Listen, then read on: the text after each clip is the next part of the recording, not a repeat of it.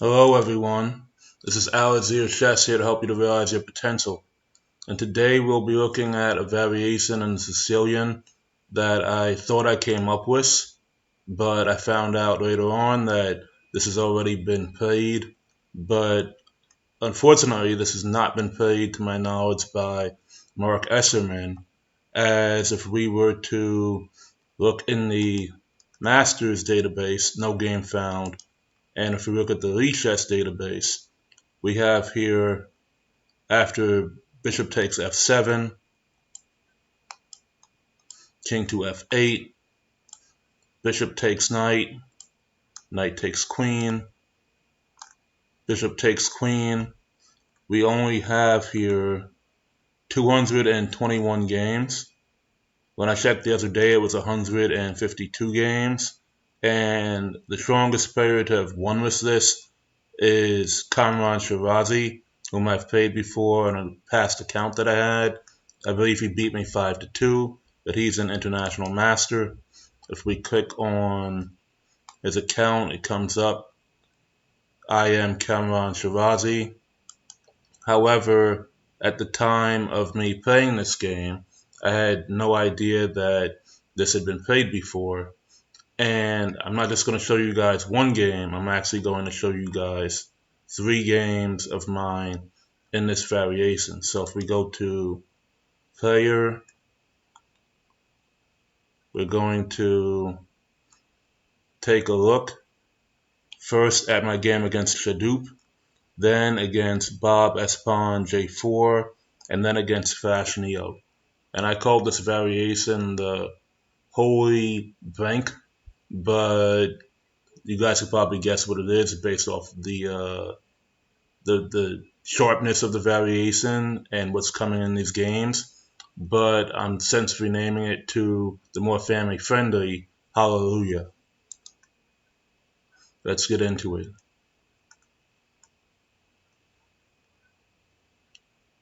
So here against Shadoop, bishop takes knight, knight takes queen, bishop takes, and here he played bishop takes knight to give his king a flight square, but now he's given me the bishop pair. So after pawn takes, king g7, bishop to e3, so I can go to the d4 square, d6, castles queenside.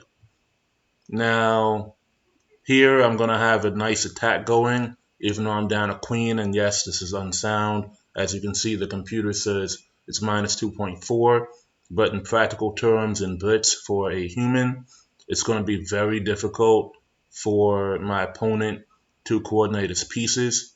You see all of his pieces besides his king, they are at home. So after bishop g4, bishop d4 check, here, like playing e5, would just run into various attacks. Like here we'll see knight takes or bishop takes is playable. Bishop takes is just better though because it's a check and we're threatening the rook. But here after bishop d4, he played king to h6, and I checked him again here, actually content with a draw by repetition because I know he's not going to give up the rook, and he didn't want to play e5 and give back the queen, but he's got to give me something because if he plays e5, bishop takes, pawn takes, rook takes, he can activate the rook, but now I have knight takes e5, and the bishop is hanging, and I do have 2 pawns for the exchange with a passed e-pawn. So it's not that bad. And also my king is stopping his rook from infiltrating to the second rank. So here, white should be winning potentially, but white definitely has advantage, but it still needs to be nurtured. But again, back to the game continuation, my opponent jumped out the window with king to h5, which just runs straight into rook d5. And now, after e5, knight takes e5, pawn takes, rook takes, king to h4, h3 attacking the bishop, but it's not really to attack the bishop, it's to block the h3 square so g3 is mate, because if I play g3 right away, his king will run to h3. So after h3, Bishop to f5, trying to block out the h5 square. Pawn takes bishop. Pawn takes back. Rook takes, holding h5 and g5. Rook 2, g8. And now g3, forcing him to give me the rook. And now after king takes, rook check, king h2, bishop to d5. And here, after bishop d5 was played, he resigned because he can't stop rook g2 followed by rook f1 mate, or rook g2, king takes h3, rook h5, when he has to give me back the queen and he's down 2 bishops.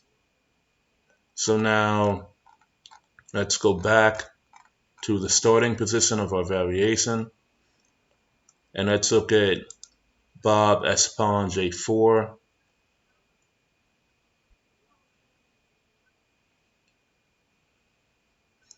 And here we have the same thing, just to show you guys again from the top.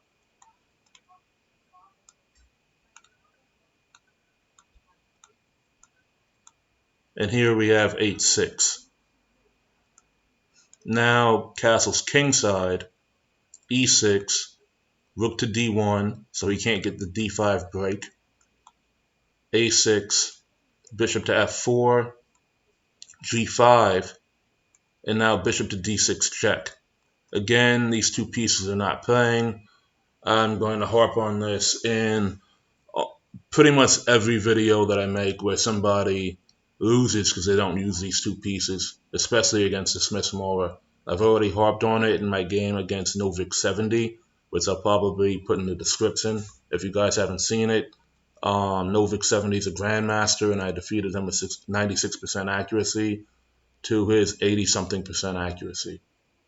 So king g8, knight to e5, h5, rook ac1, all of my pieces are now activated.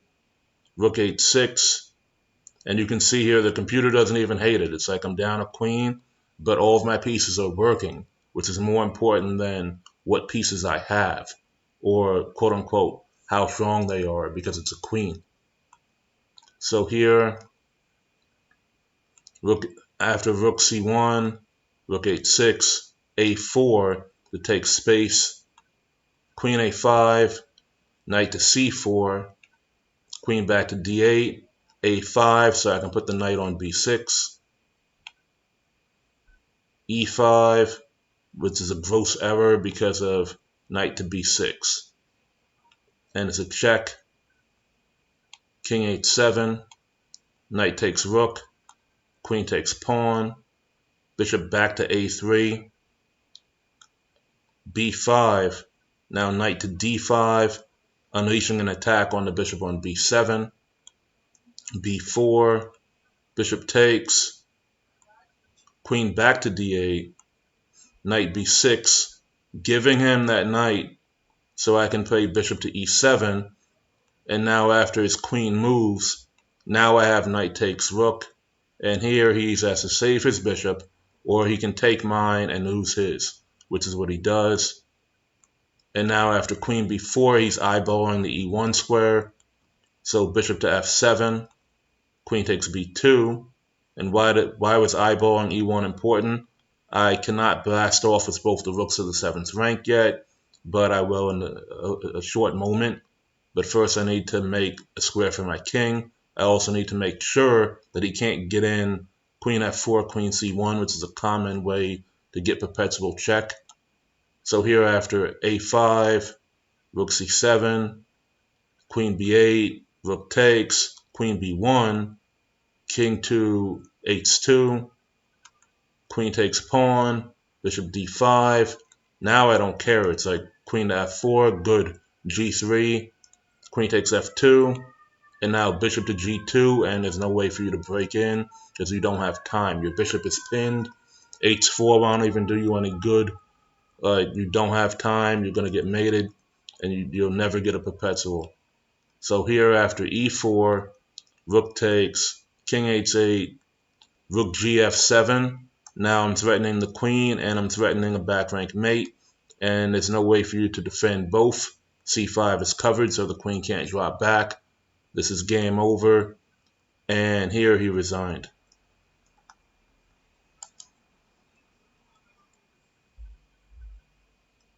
Now let's go back to look at the third game against Flash Neo.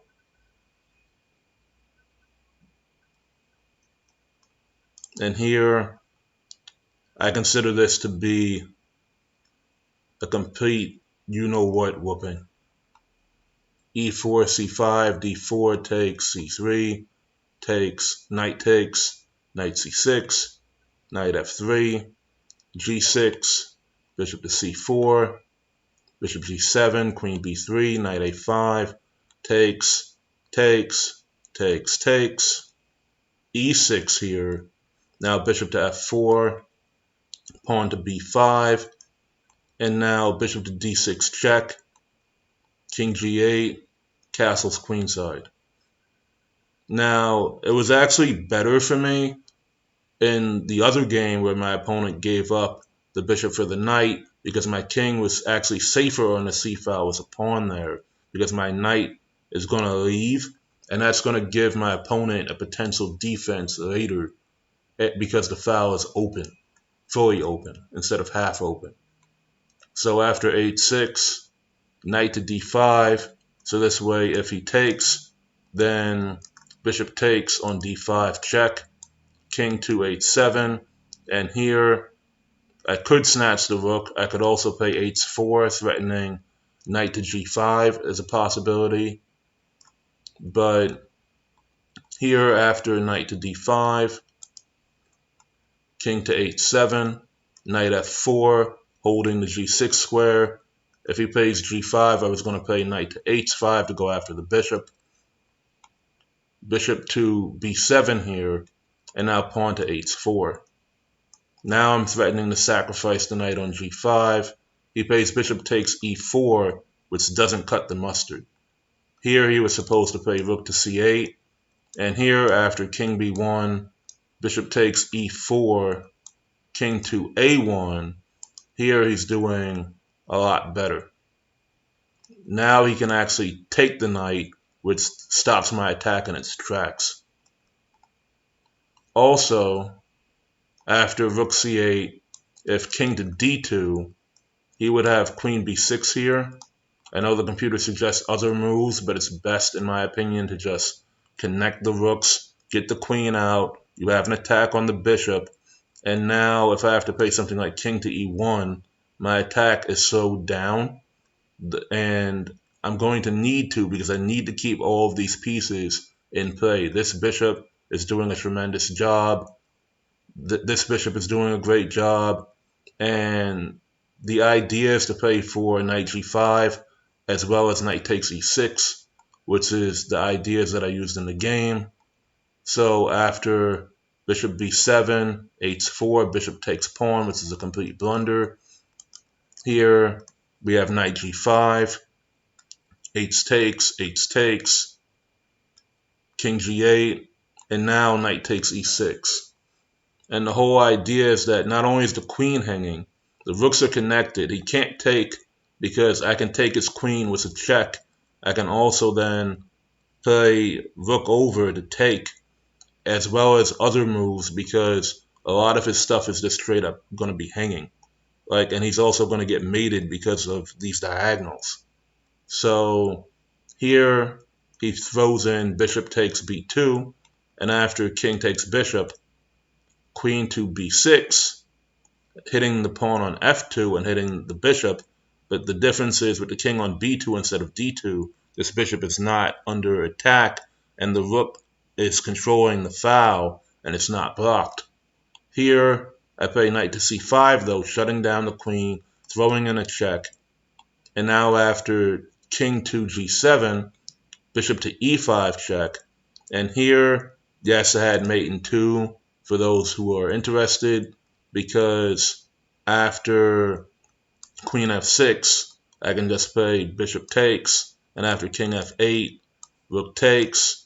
I could also, after bishop e5, if you play king f8 right away, I have rook takes rook, king to e7, and rook takes d7, but I didn't play any of that.